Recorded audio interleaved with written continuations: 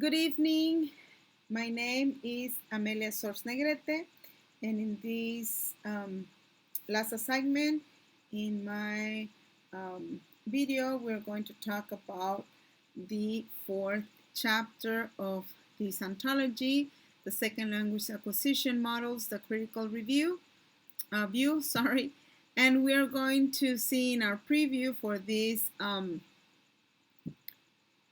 chapter that we have two theories from the second language acquisition. The first one that we're going to talk about is the deductive approach. This deductive approach goes from the general aspects to a particular aspect.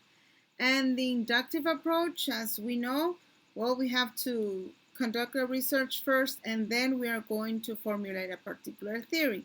So in these two approaches is going to be the basis of our three models that we are going to see. And these three main models of the second language acquisition theories, well, when we talk about the process of second language acquisition, it's not simple, it's not easy, because for many authors, there will be a model, social linguistic, there going to be a linguistic model, or there going to be a cognitive model. And when we talk about the social linguistic model, we have to know that there is an environment for this author, and also the learner's attitude. It's going to be appreciated for this author.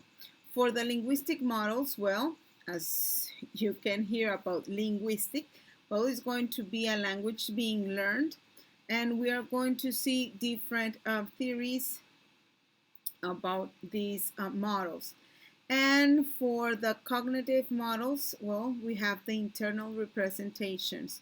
We are going to see what is going to have in the learner's mind to process that information so they can do the output. Okay, so we are going to see the first model.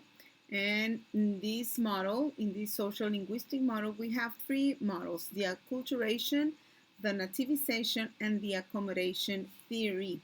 Okay, in these two in these two models, in the acculturation models, well, the process of adapting to a new culture. And when we talk about the process of adapting, we as persons with our first language as Spanish, when we go to a country that speaks a different language than ours, is going to, we have to get that process of adapting.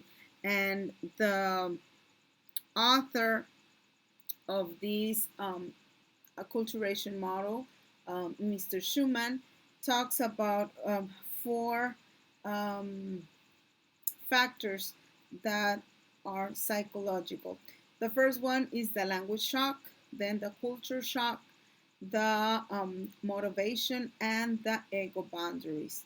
So for us going to another country that we have to learn that language is, well, it's going to be difficult, it's going to be shocking, as the same as those who come to our country that they don't speak Spanish. Well, they are going to have that that kind of model, the acculturation. Then we have the nativization model. And this nativization model, this Mr. Anderson, back in 1979, well, has the nativization and nativization. First one, the nativization, is the assimilation, okay? Consists of that word. So the learners make an input conform to their own internalized view, okay? But for the accommodation, okay, learners adjust their internalized system to suit the input by use a series of inferencing strategies so they can be able to accommodate that meaning. Okay, so assimilation and accommodation are not the same. Okay, so for the accommodation theory, well, the successful language acquisition is going to be motivation, okay? And it comes for these two authors. They are much in common with Schumann, these Giles and Barney, back in 1982, were concerned with successful language acquisitions, so in the multilingual environments. So they believe that the way the learners get in a social group, that will be the in-group that you can read down here, okay, the in-group will define itself in a relation to the target language community, the out group, that is important for the second language acquisition. So we have to motivate, and we have to get those environment, okay, for the multilingual. And then we are going to have in these three, or in this social linguistic model, well, we have the environment and the attitude of the learner. Then we are going to see the second model, and this is the linguistic model. In this linguistic model, we have theses, we have models, we have hypotheses, okay, that are, well, it comes to a way of a second learner acquisition. In these linguistic models, the discourse theory, well, is going to says how the learner will discover the meaning potential of the language, and this has three main, or it has main principles, three main principles of these models. The first principle is that the second language acquisition follows a natural route, okay? Then the second principle is that the native speakers adjust their speech in order to negotiate meaning with the non-native speakers, okay? And then the third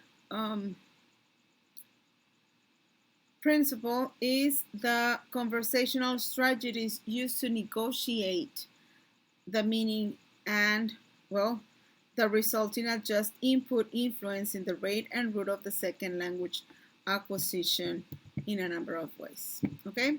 Then we have the variable competence model. In this variable competence model, in this model, well, the language is going to be learned and then will reflect the way that is going to be used, okay? This model, well, has different authors and will has two main distinctions, right?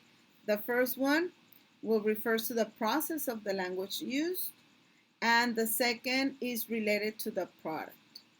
And for the universal hypothesis, well, for this author, a great author that is Chomsky, well, tells that all languages have a certain basic structures in common. So then it came up to these hypotheses that are called universals.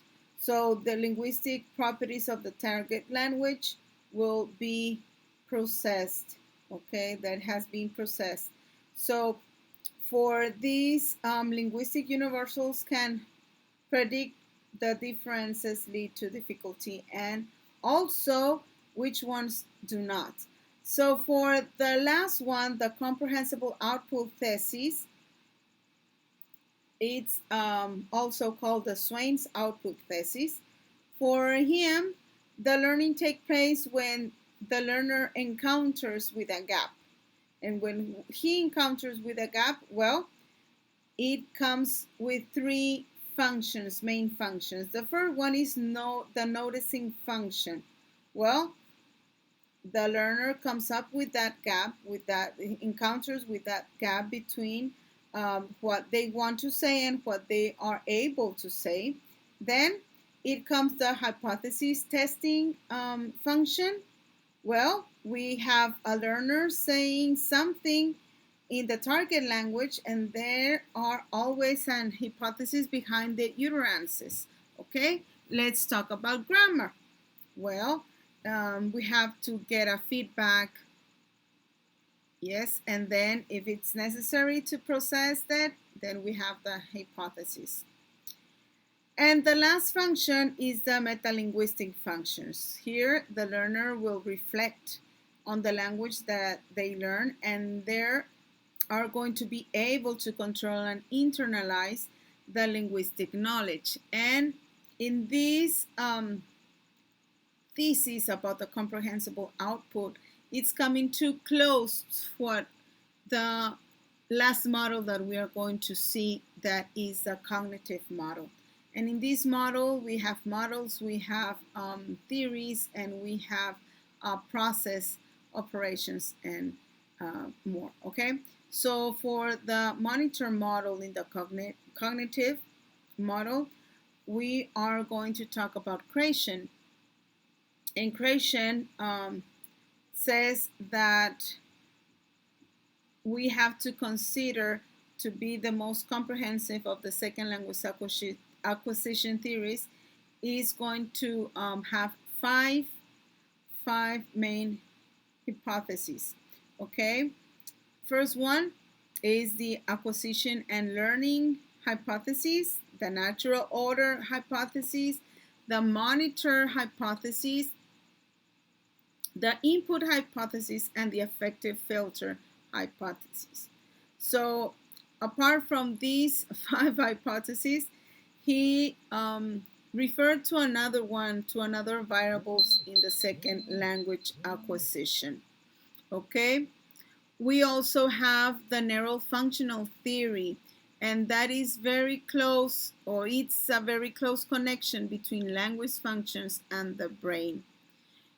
And for these cognitive models, for the linguistic models, and for the social linguistic models, for me, the